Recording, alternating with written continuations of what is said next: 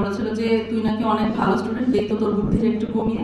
এটা বলে বলে যখন টর্চার করেছে, পরবর্তীতে উনি বের হওয়ার পরে যে কারণে উনি আমাকে বলছেন ওনার সবচেয়ে বড় দুঃখ হলো যে ওনার রেজাল্ট এখন ভালো হয় না, এখন 97-99 পাওয়া হয় না, উনি এখন হার্ডলি পাস করেন। এবং এটা ওনার এতটা কষ্ট লেগেছিল যে ওনার যে পড়াশোনায় উনি আর আগের মতো নেই, এই জিনিসটা ওনার এত কষ্ট লেগেছিল যে এত কিছু বলার সময় উনি কাঁদে না, এই জিনিসটা বলার সময় ঝরঝর করে কাঁদছিলেন। তো এই যে পড়াশোনা করতে পারাটা এবং পড়াশোনা করাটা একটা নিয়ামত আসলে, যেটা স্টুডেন্টদেরকে রেকগনাইজ করা উচিত। দ্বিতীয় আরেকটা উদাহরণ হচ্ছে সেটা ক্যারিয়ারের বিষয়। অনেক সময় স্টুডেন্ট পলিটিক্স করতে গিয়ে ক্যারিয়ারটাকে একমাত্র স্মার্ট সিটি বসুন্ধরা, আধুনিকতায় এক ধাপ এগিয়ে। সেকেন্ডারি কনসার্ন মনে হয়, এটা মোটেও সেকেন্ডারি কনসার্ন না।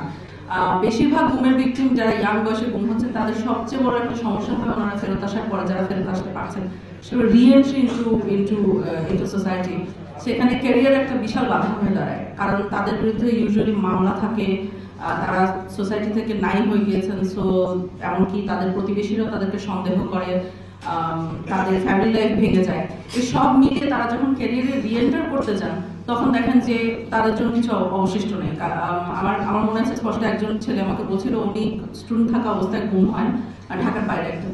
উনি বলেছিলেন যে উনি বিয়ে করেছেন, গুম থেকে ফেরত আসার পরে সময় অতিবাহিত হচ্ছে, উনি বিয়ে করেছেন, ওনার একটা ছোট বাচ্চা আছে, কিন্তু বাচ্চার ওষুধ তিনি খরচটা দিতে পারছেন না। কারণ উনি আমাকে যেটা বলছিলেন যে আমি তো কোনো চাকরি পাই না, 3000 টাকার একটা চাকরি পাই, সেটাতে আমি কিভাবে কি চালাবো। কিন্তু আমি যখন চাকরি খুঁজতে যাই, তখন আমাকে কেউ চাকরি দেয় না, বিকজ আমার এগেন্স্টে তো মামলা আছে, আমি তো অত বছর ছিলাম না, এগুলোর কোনো জবাব নাই। এবং এগেন 5 আগস্টের আগে, বিপ্লবের আগে তো গুম যে হতো এটা মানে এটাই ওরা অস্বীকার করতো। সো উনি কাকে বুঝাবেন যে আমি গুম হতাম।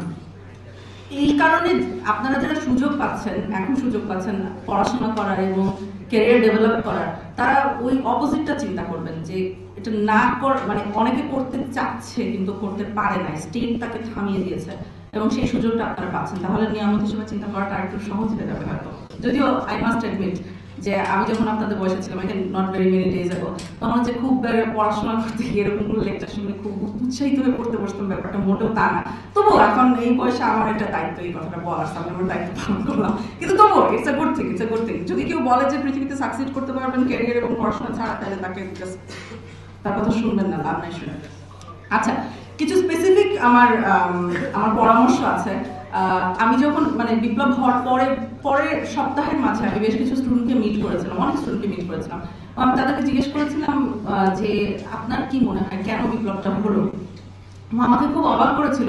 আমি ভেবেছিলাম ওনাদের উত্তর হবে কোটা বা এতগুলো গুলি হয়েছে ইত্যাদি এগুলো দিয়ে শুরু হবে, কিন্তু ওনাদের বেশিরভাগ গল্পটাই শুরু হতো আবরার ফাহাদকে দিয়ে, অথবা হল ভিত্তিক যে টর্চারের যে রেজিমটা সেট আপ করেছিল আওয়ামী লীগ, যে টর্চার রেজিমটার সাথে আসলে গুমও জড়িত ছিল। কারণ আমরা অনেক সময় পাই, জাহাঙ্গীরনগরের একটা স্টুডেন্ট ফর এক্সাম্পল আমার মনে আছে, আমাদের একটা কেস যেখানে ওকে ছাত্রলীগ আইডেন্টিফাই করেছিল, সন্দেহ করেছিল যে কোনো একটা দলের, তারপরে ওকে পুলিশের কাছে দেওয়া হয় এবং পরবর্তীতে ওকে 3টা আয়নাঘর ঘুরিয়ে নিয়ে আসা হয়, এবং ওর বর্ণনা শুনে আমরা একটা আয়নাঘর খুঁজেও পেয়েছিলাম। So very solid cases.